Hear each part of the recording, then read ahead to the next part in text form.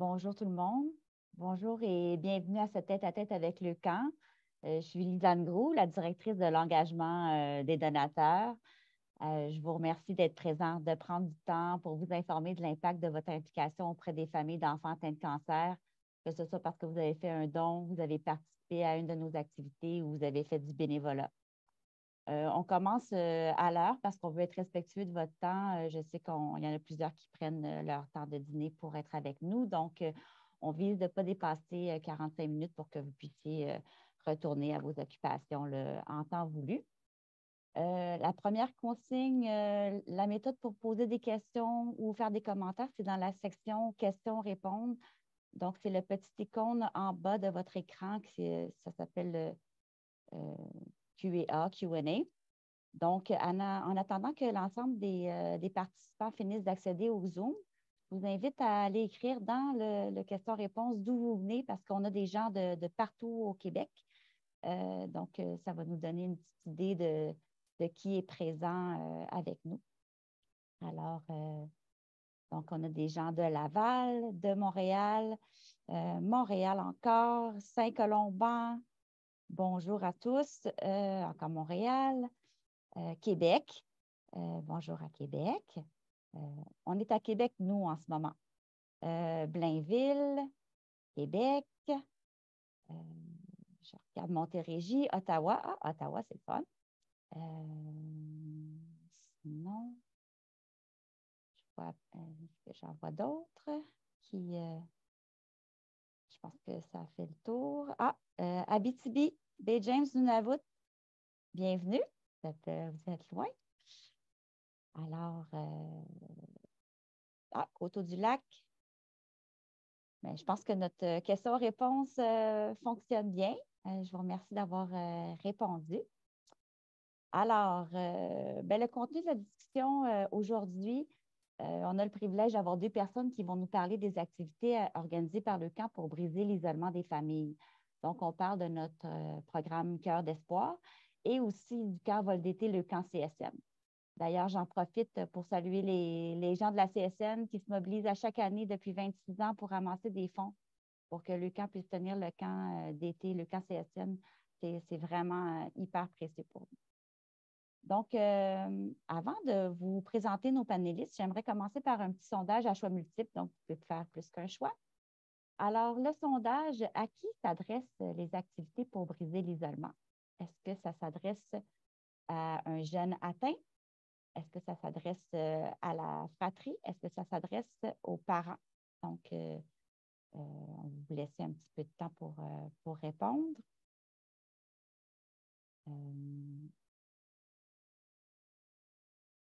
Donc, je ne sais pas si on a eu la chance. Ah, ça rentre, les réponses.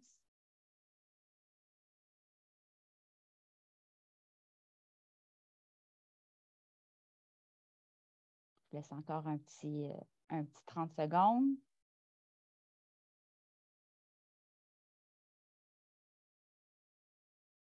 Je pense que c'est pas mal complété. Donc, les résultats, j'espère que tout le monde les voit.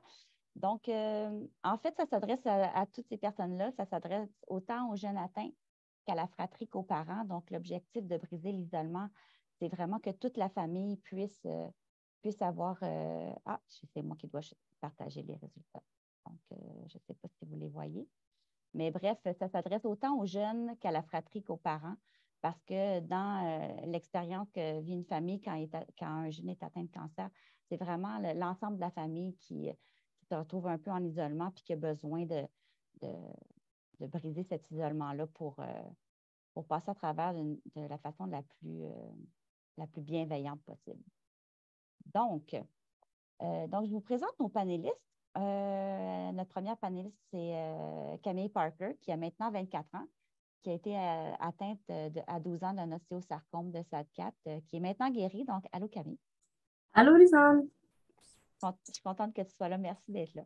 Ah, ça fait plaisir. Et Marie-Josée Simard, qui est conseillère à l'accueil et au service aux familles et notamment coordonnatrice de notre programme Cœur d'espoir. Allô Marie-Josée. Bonjour, Lisanne. Merci d'être là, de partager avec nous ton expertise. Ça fait plaisir. Marie-Josée, pour commencer, j'aimerais ça que tu nous expliques un peu c'est quoi ton rôle à Leucan en tant que conseillère puis coordinatrice du programme Cœur d'espoir. En fait, oui, c'est ça. Moi, je suis conseillère à l'accueil et des services aux familles pour la région de la Montérégie. Donc, c'est un peu nous, comme suite à l'annonce du diagnostic, on va rencontrer la famille bien souvent à l'hôpital pour leur présenter les différents services qu'on offre, puis aussi pour leur remettre notre fameuse trousse d'accueil, qui est un gros sac rouge super pratique avec des cadeaux, de l'information importante dedans. Puis ensuite de ça, tout au long, en fait, pour une période de 5 ans, post-diagnostic, on effectue un soutien, un accompagnement auprès des familles.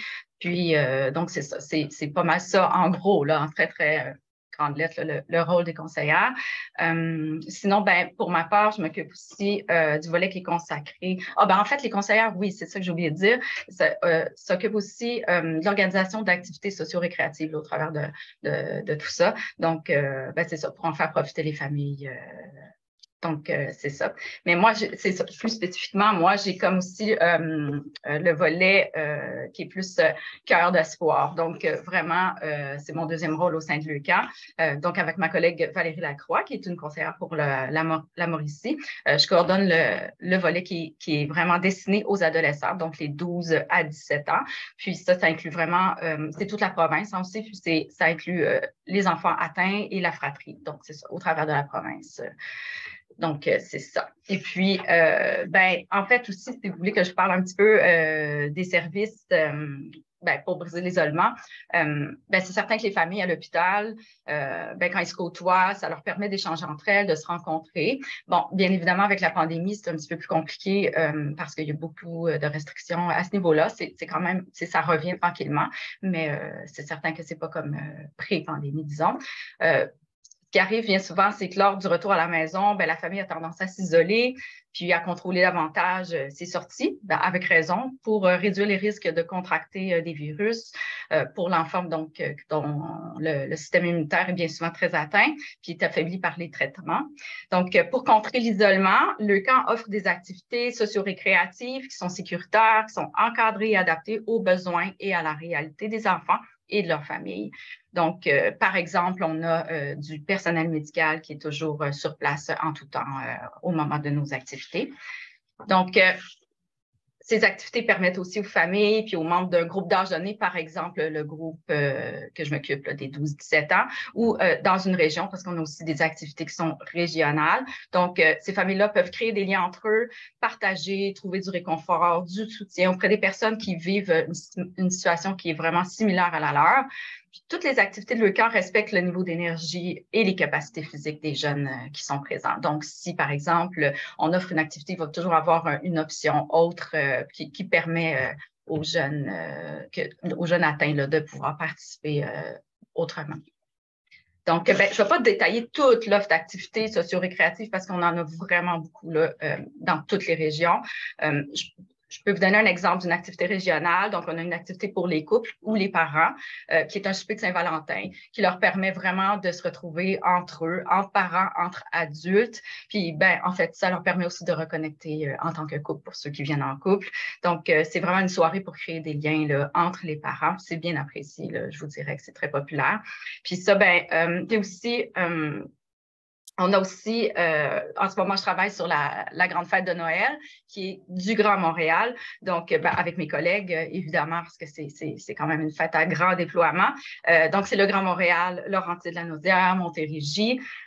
Puis, à ce jour, on a comme plus de 1000 inscriptions. Donc, ça s'en vient là, ce dimanche. Donc, c'est quand même inattendu et ça va être vraiment, vraiment une belle fête. Puis, la fête de Noël, c'est toujours apprécié. Je tiens à préciser que dans toutes les régions, il y a des fêtes de Noël qui sont offertes à nos familles.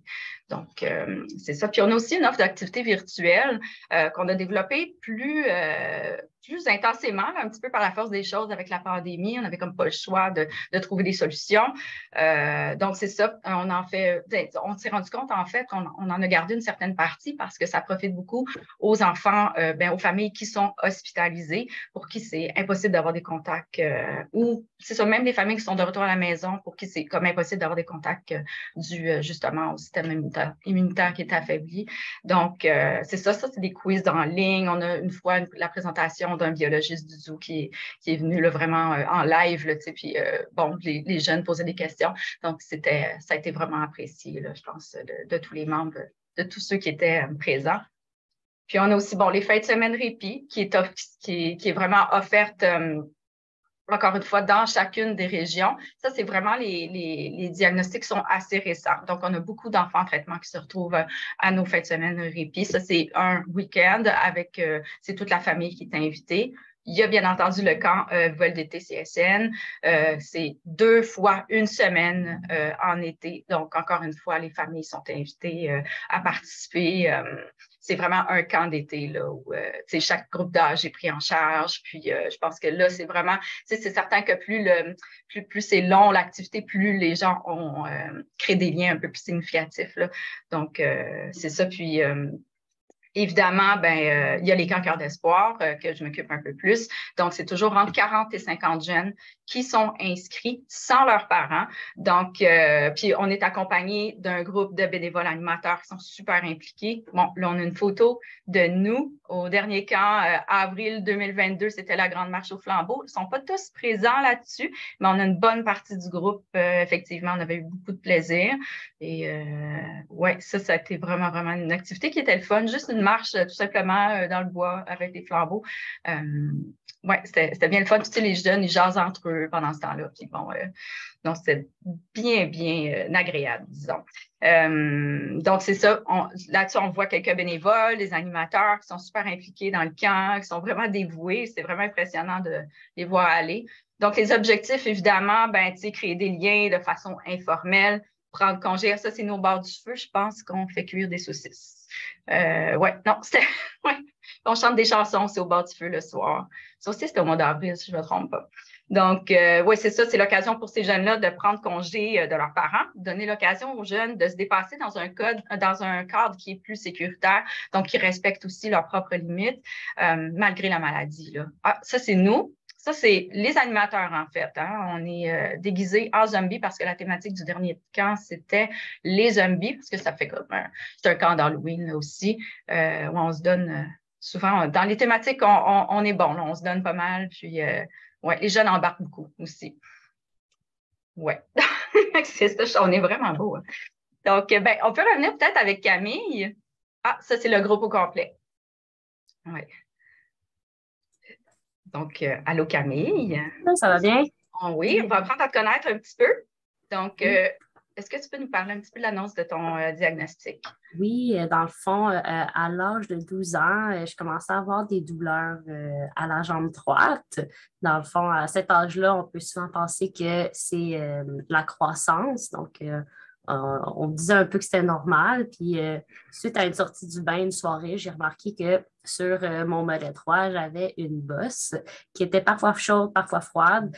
Et donc, on a décidé d'aller consulter en clinique. Et après plusieurs heures d'attente à la clinique, pour ensuite aller à l'hôpital à l'urgence, changer d'hôpital à Sainte-Justine, qui est plus spécialisé justement, on a pu faire une biopsie.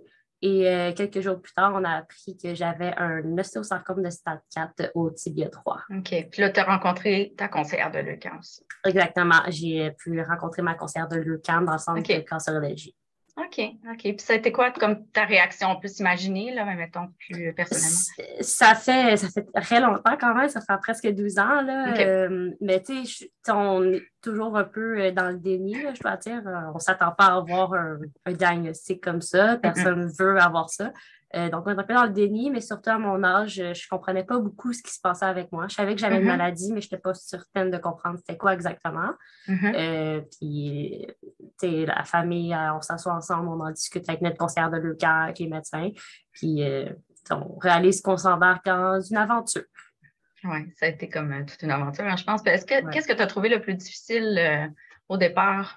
Le plus difficile, là, c'est vraiment que du jour au lendemain, notre vie a fait un 360. Là, ça change complètement. Ça va beaucoup avec le thème, justement, de la tête. Là, on devient en isolement. On reste avec notre bulle familiale parce que, comme tu as dit plus tôt, on a plus de chances de contracter des virus comme un rhume parce que notre système immunitaire est tellement bas. Donc, on ne veut pas prendre de chance et on on réduit tous les contacts qui sont non nécessaires, même si on veut voir nos amis, la famille plus éloignée, c'est pas nécessairement possible. Donc, je dirais que l'isolement, c'est la partie la plus difficile là, parce que on essaie de vivre ça avec le plus de monde possible, mais en même temps, il faut qu'on soit respectueux pour la santé du jeune qui est atteint. Oui, c'est ça. Y a-t-il des activités que tu as dû laisser tomber?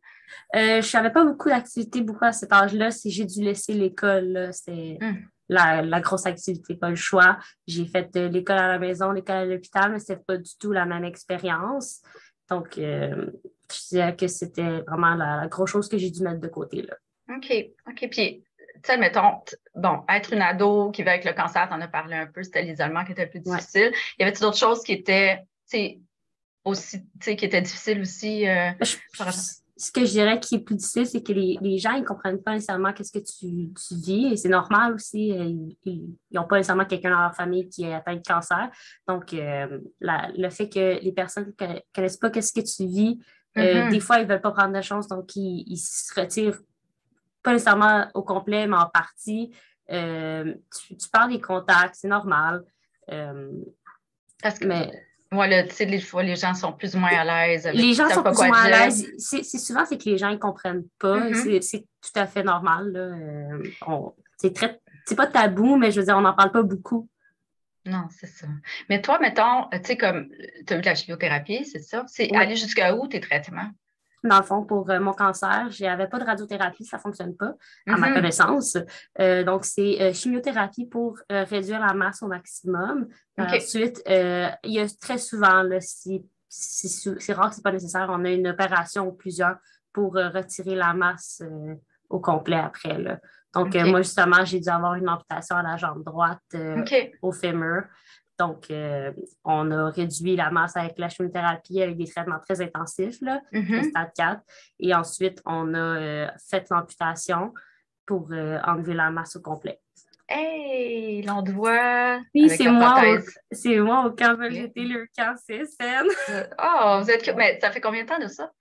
Ça, c'était en 2019. OK, c'est récent quand même, là. Okay. Oui, c'est plutôt récent. Fait que tu as beaucoup bénéficié des camps et de camps d'espoir. J'en ai profité de mes 12 ans jusqu'à le temps que je pouvais en tant que jeune, puis ensuite, je me suis impliquée comme bénévole. OK. Là, je vois que tu as comme une amie avec toi. Oui, ça, c'est Emilou. C'est une jeune que j'ai rencontrée à l'hôpital. Dans le fond, elle aussi, elle n'a pas eu le même cancer que moi. Mais elle a dû avoir une amputation. Donc, je l'ai un peu guidée dans le choix de ce qu'elle voulait faire. Est-ce qu'elle voulait avoir une prothèse interne, une prothèse externe, une amputation? Donc, j'ai rencontré Milou et ses parents. On a discuté de la réalité d'avoir une amputation. C'est quoi, comment on dit ça? Puis ensuite, elle a fait son choix et elle a décidé avec une amputation. Et elle va très bien encore aujourd'hui. Ah, super. Tu as encore des liens avec elle, c'est ça? Oui, on ne se parle pas si souvent, mais de temps en temps, je prends des nouvelles, là, puis elle va super bien. Ah, c'est le fun. Je pense qu'elle ne participe pas encore aux activités de l'UQAM. OK. Y a-t-il d'autres liens que tu as pu créer au travers de... Ah oui, je me souhaite beaucoup d'amis à toutes les activités. J'en vois encore aujourd'hui. OK. Ah oui, à 24 ans, les liens sont encore là. On en voit moins, c'est normal, on grandit, mais il y a des amitiés qui restent, puis ils vont durer longtemps. Tu sais, mettons, là, on voit que tu es avec comme une jeune de ton âge, tout ça. Puis, mettons, quelle activité en famille là, que tu faisais à Leucan? Tu es allée aussi au répit, je pense? Oui, je suis allée dans le début de mes traitements, là, début du diagnostic, on était allés à la fin de semaine répit là, dans les Laurentides. C'est un petit moment de pause en famille. Oh, c'est le fun, ça fait du bien. On en profite. OK. Puis je pense que ta sœur... aussi, elle t'accompagnait au camp, là. Peux-tu nous parler de ça un petit peu plus? Oui, j'ai une sœur jumelle, dans le fond, elle m'accompagnait au camp de Cœur d'Espoir, là, beaucoup était toujours là, c'est ma jumelle, au camp vol d'été, le camp CSN, dans le fond, elle était elle aussi en tant que jeune avec moi, puis elle a fait presque autant d'années que moi, elle aurait été un peu avant, mais elle a beaucoup participé, elle a beaucoup bénéficié, elle aussi, là. OK, c'est bon. Je pense que ça a fait c'est belle la photo, elle est vraiment je pense que ça belle. a fait beaucoup de bien aussi. Là, pour les enfants atteints, ça fait du bien d'aller à des activités comme ça, mais c'est aussi la fratrie. Il ne faut pas les oublier. Ils vivent ça aussi à leur façon. Oui, tout à fait. Ils n'ont pas un cancer, eux autres, mais à chaque fois qu'un enfant est atteint, ils sont un peu mis de côté, on doit dire. Là. Les parents, ils se concentrent beaucoup sur sur l'enfant. Puis c'est pas de mauvaise volonté, absolument pas, mais des fois, les autres sont un peu mis à part. Donc, le fait qu'il y ait des activités comme ça pour les frères et sœurs, c'est vraiment apprécié de leur côté. Là, j'en ai parlé avec beaucoup de frères et sœurs, là, puis ils adoraient venir aux activités. Oui, parce qu'eux aussi, dans le fond, ils vivent une sorte d'isolement, puis c'est juste de créer des liens, même avec des gens qui vivent la même chose qu'eux, pas nécessairement des enfants atteints non plus. Exactement. Mais il y en a beaucoup de frères et sœurs. Ça n'a pas besoin d'être un enfant qui est atteint, puis ils vont avoir un lien avec ces personnes-là parce qu'ils se disent mon frère ou ma soeur aussi a vécu un peu quelque chose de similaire, mais ils se sentent valorisés d'une façon, ils se disent mes sentiments sont valides, je ne suis pas toute seule à vivre ça. Ils sont beaucoup à vivre des choses similaires. Là. Fait que c'est bien qu'ils peuvent créer des liens dans ce sens-là. Oui, puis ça fait Je pense que ta sœur, elle a rencontré quelqu'un. Elle a rencontré son amoureux. Oui, c'est ça, c'est particulier. Ça fait combien de temps là, de ça? Ça fait 7 ans qu'ils sont même, là. Ça crée de la magie. C'est ça. C'est pas le seul couple de aussi ça. C'est bon. Non, c'est pas le seul. C'est vrai. Non, il y en a juste d'autres. Oui, c'est bon.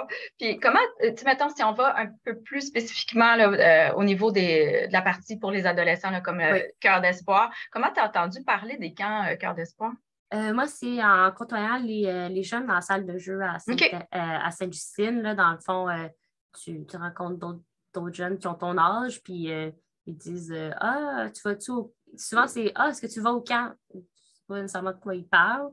Donc, ils décrivent c'est quoi. Une fin de semaine en groupe, on y va en gang. C'est intéressant. Il y avait aussi un préposé à l'époque qui était bénévole pour Cœur d'espoir. Donc, il me voyait à tous les jours, puis il m'en parlait. Il me disait je suis sûre que tu aimerais ça.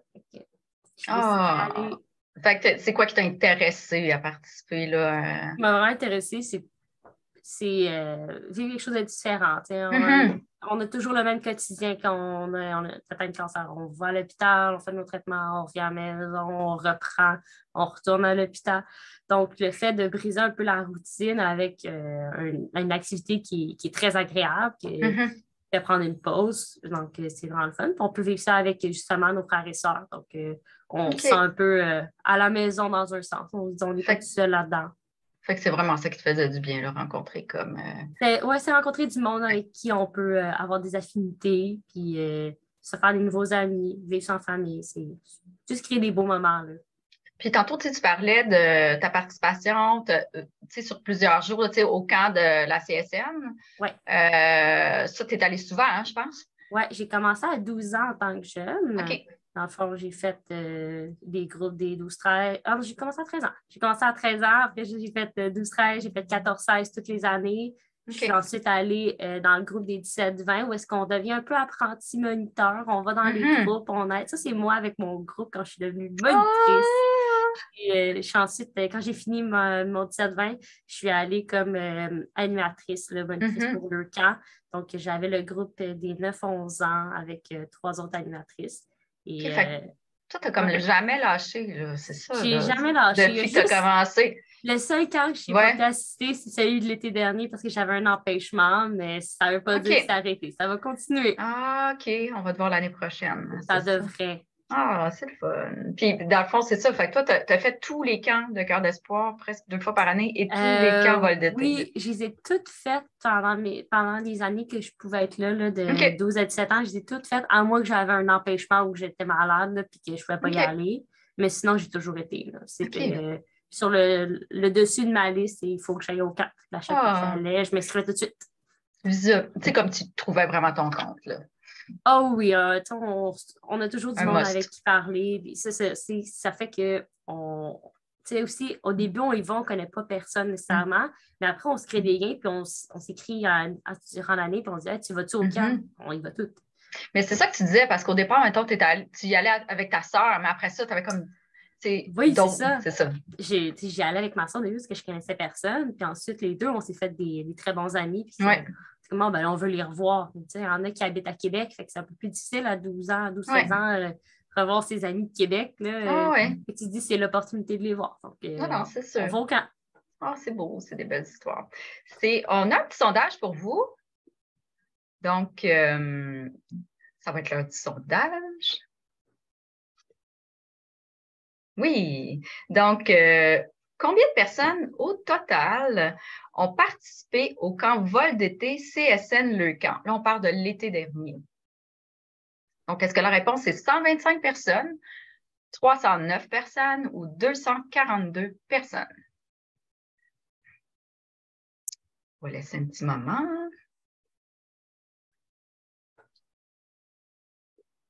Alors, la réponse...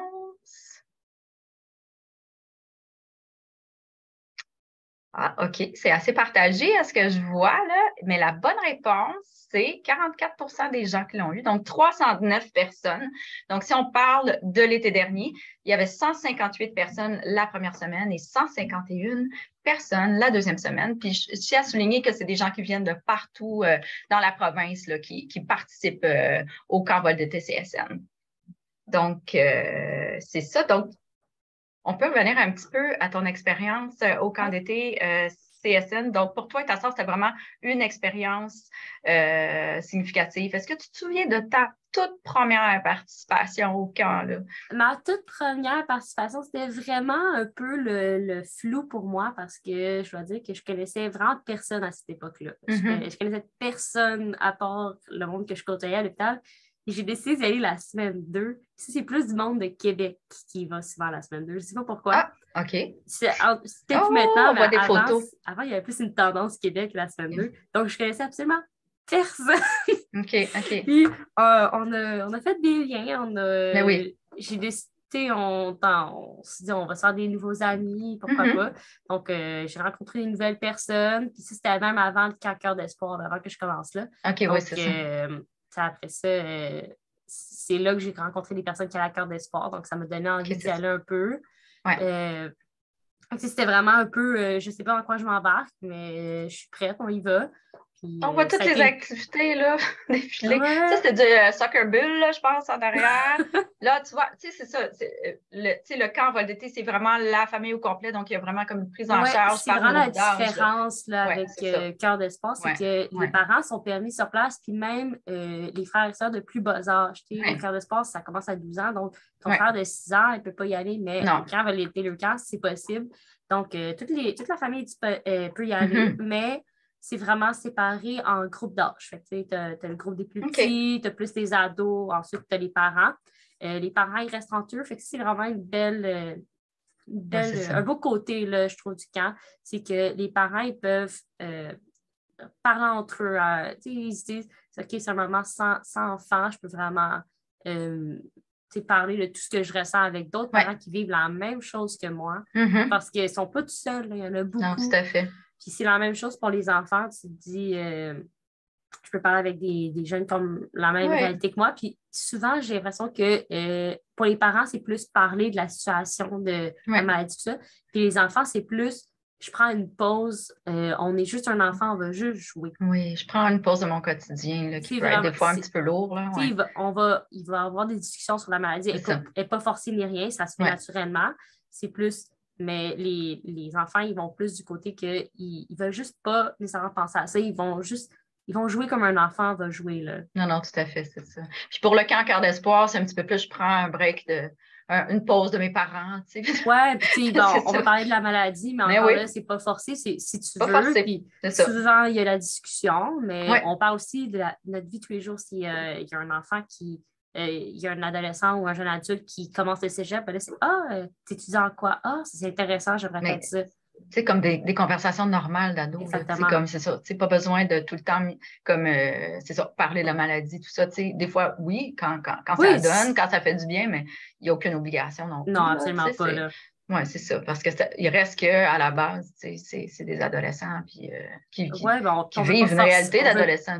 On ne veut pas forcer une conversation non plus. Non, tout à fait, c'est ça. Si t'es pas à l'aise, on ne va pas là, c'est tout. Donc,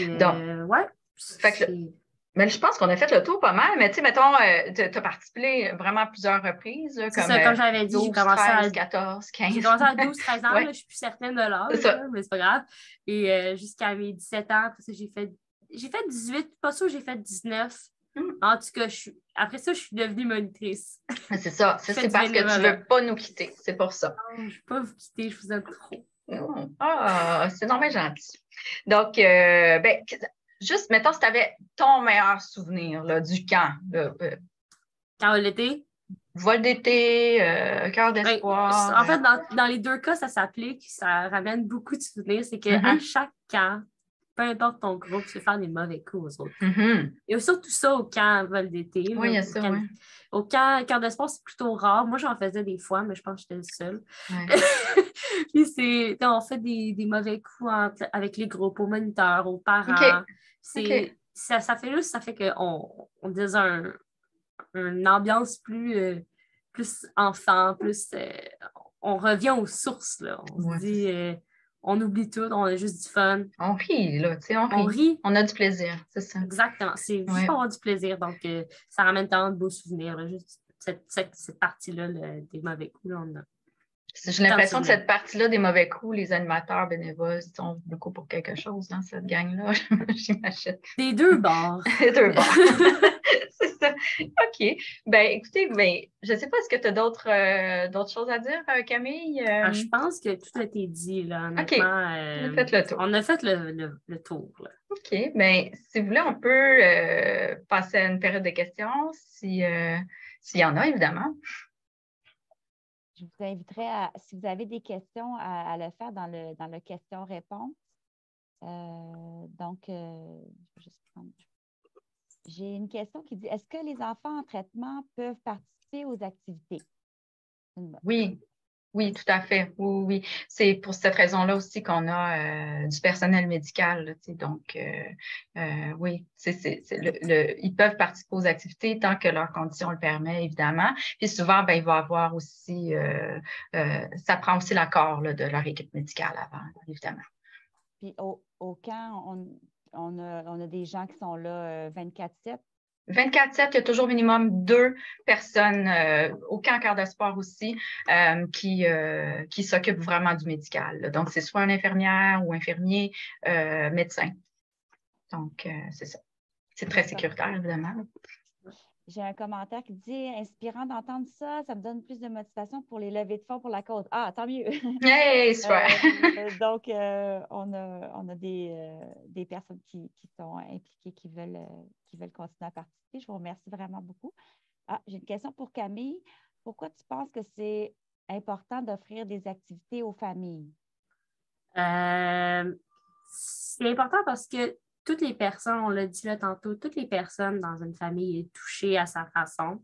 Donc, que ensuite on puisse rencontrer d'autres familles, justement, comme je dis depuis tantôt, là, qui vivent une réalité similaire, ça fait que on peut tous trouver quelque chose qui nous parle, puis on peut se faire des nouvelles connaissances. Puis, tu vois, je veux dire, encore aujourd'hui, je connais encore des amis de camp, puis c'est des amitiés qui vont durer pour longtemps, là.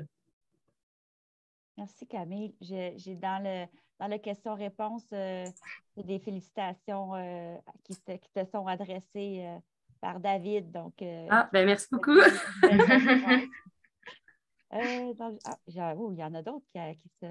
Donc, j'ai un témoignage pour notre famille. Le camp vol d'été a permis à mon plus vieux d'accepter la maladie de sa petite sœur avec les jeunes enfants de son âge. Aujourd'hui, il a 21 ans. Il souhaite devenir kinésiologue auprès d'enfants malades. Merci, le camp. Wow. Un beau témoignage. Mais oui. Un autre félicitations pour toi, Camille, de Abdel. Merci. Bravo, Camille, pour ton courage, ton message d'espoir. Rien n'est impossible. Ah, merci, vous êtes vraiment C'est apprécié. touchant, c'est le fun. Oui, oui, c'est ça. Super apprécié. Merci. Donc, ben, on est déjà rendu à 12h34. Notre objectif, c'était de finir avant 12h45. Donc, on va compléter ça, à moins que j'ai le temps pour une dernière question, mais je pense que ça est pas mal. On a fait le tour. Donc, ben, je vais compléter en vous remerciant d'avoir pris le temps sur votre heure de dîner pour écouter ce témoignage-là, en apprendre plus sur les actions pour briser l'isolement. C'est vraiment super précieux là, que vous preniez le temps d'écouter ces témoignages-là, puis de vous rendre compte aussi que ce que vous faites pour le camp, mais ça sert vraiment. Là, il y a vraiment des gens derrière ça qui travaillent fort comme Marie-Josée, mais aussi qui en font bénéficier des personnes comme Camille. Évidemment, remercier Camille et Marie-Josée parce que vos témoignages là, très authentiques et inspirants. Ça nous a permis de mieux comprendre un petit peu comment ça se passait, les activités. Est-ce que j'ai une... Je ne sais pas si j'ai une question. Non. Puis finalement, j'aimerais ça remercier mes collègues de l'ombre qui travaillent à l'organisation puis à la régie, donc Alexandra Gendron et Anne Marcotte qui font en sorte que tout ça fonctionne puis qu'on n'a pas de bug technique. Donc, je vous remercie. J'ai vu, je vois quelques commentaires. Je m'excuse, je continue. Donc, bravo pour vos témoignages. Donc, on a des messages de félicitations. Alors, je vous remercie je vous remercie encore de votre soutien à ceux qui ont participé à la conférence. Et puis, on va en organiser d'autres dans les prochains mois. Donc, restez à l'affût si vous avez aimé ça. Puis, on vous revoit bientôt. Bonne journée.